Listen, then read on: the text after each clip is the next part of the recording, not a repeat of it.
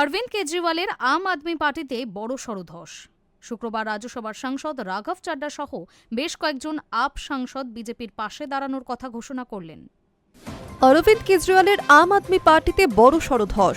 শুক্রবার রাজ্যসভার সাংসদ রাঘব চাড্ডা, সন্দীপ পাঠক এবং অশোক মিত্তল তারা সাংবাদিক বৈঠক করে আনুষ্ঠানিকভাবে জানিয়ে দিলেন তারা ভারতীয় জনতা পার্টির পাশে দাঁড়ালেন।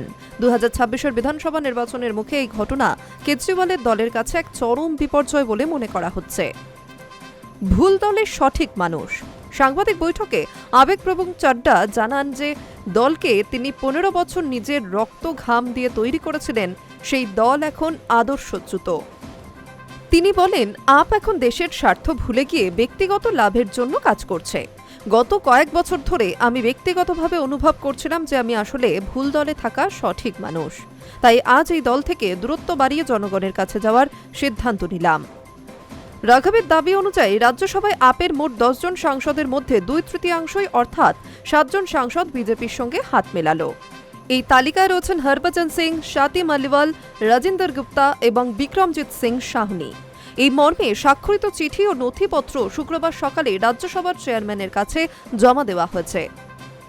গত 2 এপ্রিল রাজ্যসভার উপনেতার পদ থেকে রাঘব চাড্ডাকে সরিয়ে দেওয়ার পর থেকেই আপের সঙ্গে তার দূরত্ব বাড়ছিল।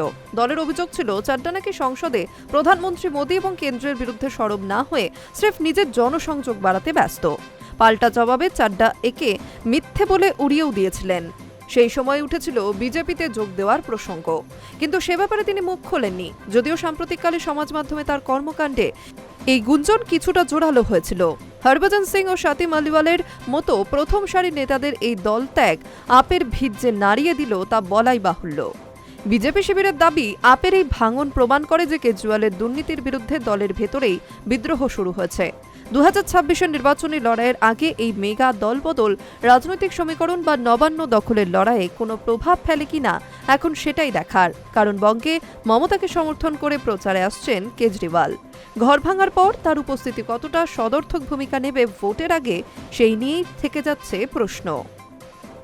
High news network.